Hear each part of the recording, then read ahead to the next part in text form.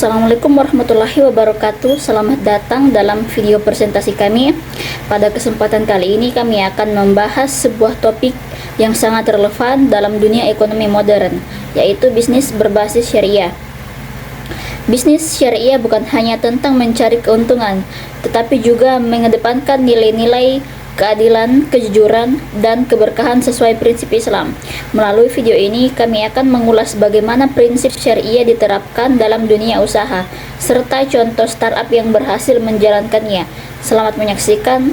Adapun profil startup kami yaitu Alami Syariah adalah startup vintage peer-to-peer lending berbasis prinsip syariah Islam yang berdiri sejak tahun 2018. Alami hadir untuk memberikan alternatif pembiayaan bagi pelaku UMKM tanpa riba. Dengan menggunakan akad-akad sesuai syariah, startup ini telah mendapatkan izin dari OJK dan beroperasi dengan pengawasan Dewan Pengawas Syariah.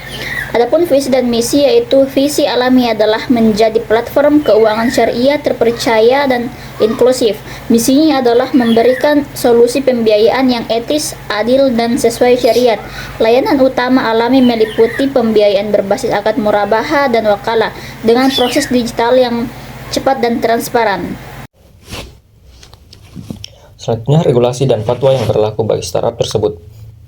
Yang pertama itu ada regulasi OJK yang berlaku. Alami tunduk pada regulasi OJK seperti PJOK nomor 77/PJOK nomor 1 2016 dan PJOK nomor 10/PJOK nomor 5 tahun 2022 yang mengatur layanan pendanaan berbasis teknologi informasi. Regulasi ini memastikan perlindungan terhadap pengguna, transparansi transaksi, dan kelayakan opsional fintech lending. Selanjutnya ada fatwa DSN MUI yang digunakan.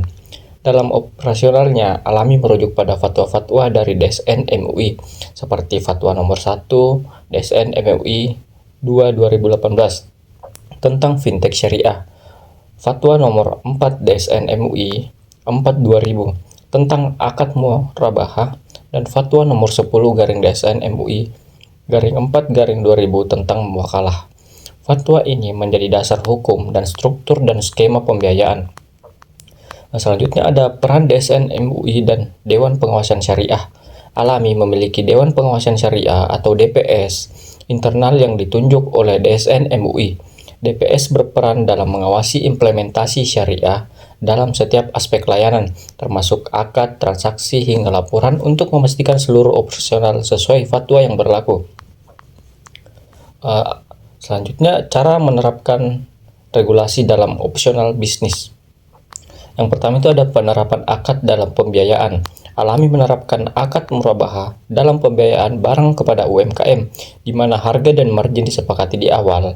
Selain itu, akad wakalah digunakan untuk mewakilkan nasabah dalam transaksi pembelian, seperti akad dituangkan secara tertulis dan transparansi di dalam sistem. Selanjutnya ada seleksi mitra dan penggunaan dana. Startup ini menerapkan proses seleksi mitra UMKM berdasarkan kriteria syariah. Usaha yang bergerak di sektor non-halal seperti rokok, alkohol, dan riba otomatis ditolak. Dana investor digunakan hanya untuk transaksi yang sesuai syariah dan dilaporkan secara berkala.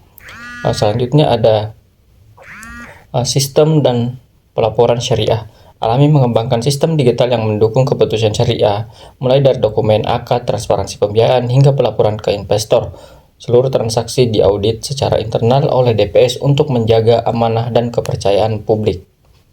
Selanjutnya yaitu keuntungan dan tantangan dalam kepatuhan terhadap regulasi syariah. Keuntungan penerapan regulasi syariah. Dengan kepatuhan terhadap regulasi dan fatwa, Alami berhasil membangun kepercayaan dari komunitas muslim dan investor.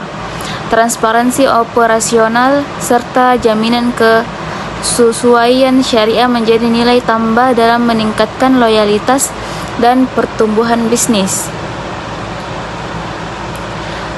Tantangan yang dihadapi. Namun, penerapan syariah juga menghadapi tantangan seperti edukasi pasar yang masih rendah, kebutuhan teknologi yang khusus, serta biaya tinggi untuk memastikan kepatuhan dan pelaporan. Alami harus terus berinovasi untuk menyesuaikan diri dengan tantangan ini. Baiklah, kesimpulannya, Alami Syariah telah menunjukkan bahwa startup syariah dapat sukses dan berdaya saing tinggi dengan tetap berpegang pada prinsip syariah. Penerapan regulasi OJK dan fatwa DSN MUI memberi arah dan legitimasi bagi bisnis yang etis dan berkelanjutan. Adapun startup lain yang ingin mengadopsi model syariah sebaiknya membentuk Dewan Pengawas Syariah sejak awal, serta mengintegrasikan sistem digital dengan prinsip syariah, serta aktif mengikuti perkembangan regulasi dan fatwa. Kolaborasi dengan OJK dan DSN MUI juga sangat penting. Terima kasih. Startup syariah bukan sekedar tren, tapi jalan menuju perubahan ekonomi yang lebih baik dan adil dan berkah. Saatnya kita ikut ambil bagian dalam membangun masa depan keuangan yang islami. Terima kasih.